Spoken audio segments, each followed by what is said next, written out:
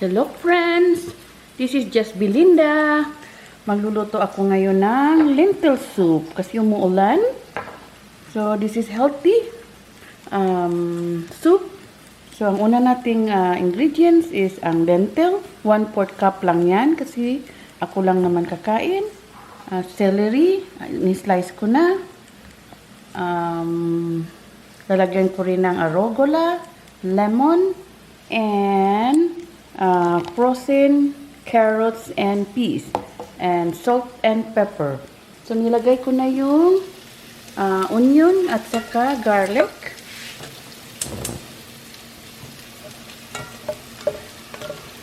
Hintayin nating maluto na magiging brown na yung onion.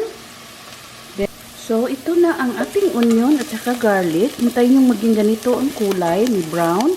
Saka natin lalagay yung celery at saka yung carrots and peas. Ito yung celery. Hinugasan ko na yan.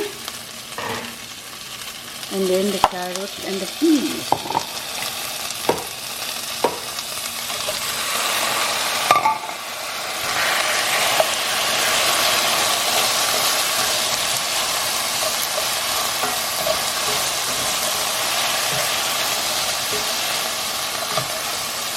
Okay, while cooking, lagyan natin ng salt and pepper.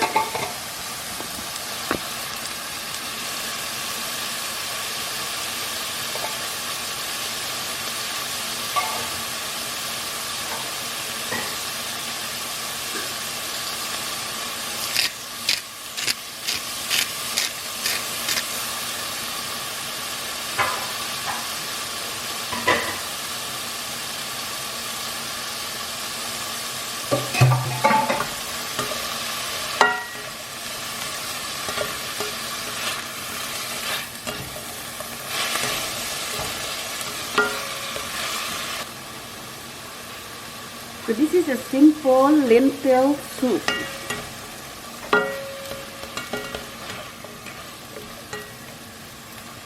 Then i-blend natin siya, blender, para medyo malapot, pero hindi masyado natin i-blend. Basta lang meron siyang malapot na konti. Ilalagay na natin yung lentil para maluto.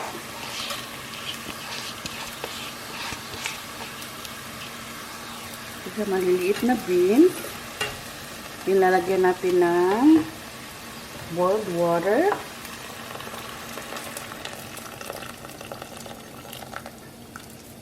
Then, nalagyan natin ng pepper.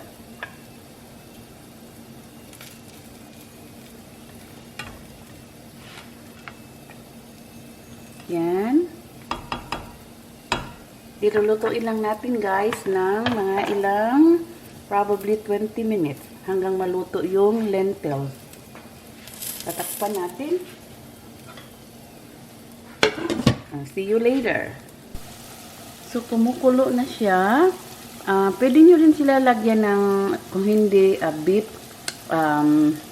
stock or chicken stock. Pero, I want a little bit healthy version, so I just put water, boiled water. So, ayan na guys. Nalagyan ko siya mamaya ng patis. Kung maluto na ang lentils at saka yung mga gulay. So, luto na ang ating lentil at saka gulay. So, ang gagawin ko nito, ipalamig ko muna ng konti, saka ko ilagay sa blender. So, let's cover it and wait a little bit. So, it's not, so lahat, so hindi talaga siya lahat na be-blend.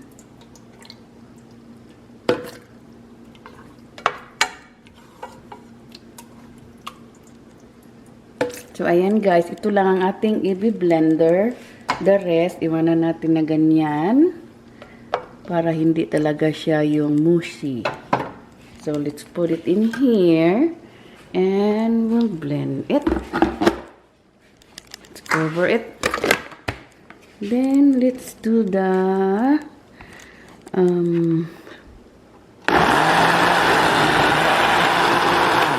there you go. So I think that's it. That's the consistency I want. Let's see. Let's open it. And I'll show you. There. Because I don't have an immersion blender. So I use the blender. So let's put it back here. Yung fire. Then let's continue to get all of this here. Then did you see the consistency? That's what I like. So this is healthy, good protein, plant-based. And then let's put some. I put a little bit of, put some salt and pepper again.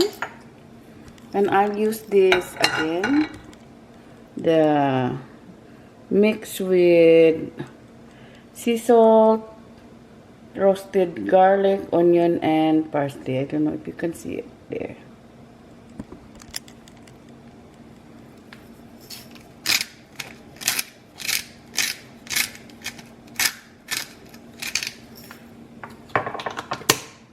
Then another pepper.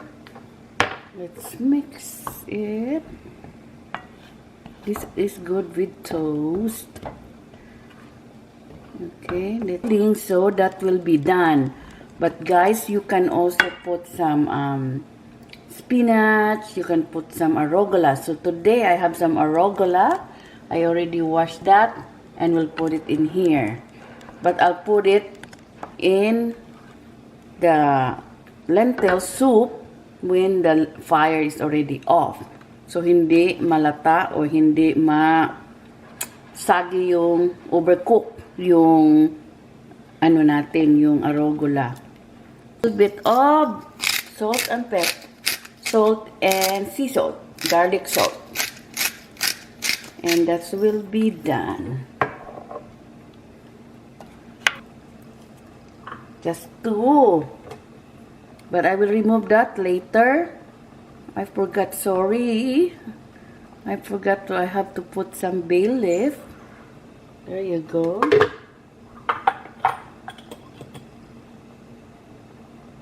So I put the bay leaf. Now it's starting to boil.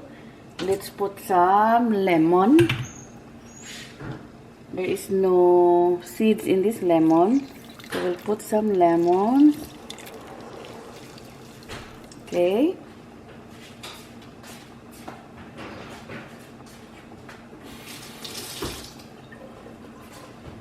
We'll mix it.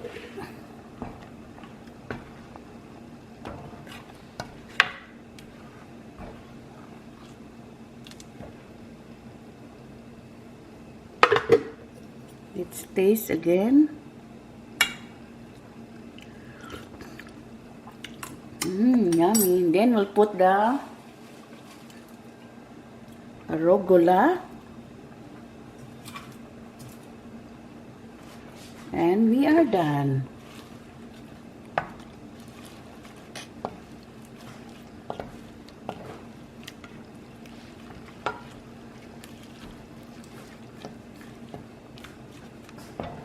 Okay, so we're good. Let's off the fire. And we are good. Okay guys, that's our lentil soup with arugula. So simple and easy to make. Yummy. So here's our lentil soup with arugula. Yum. Let's eat. Thank you for watching. Pretty good? Delicious. Good.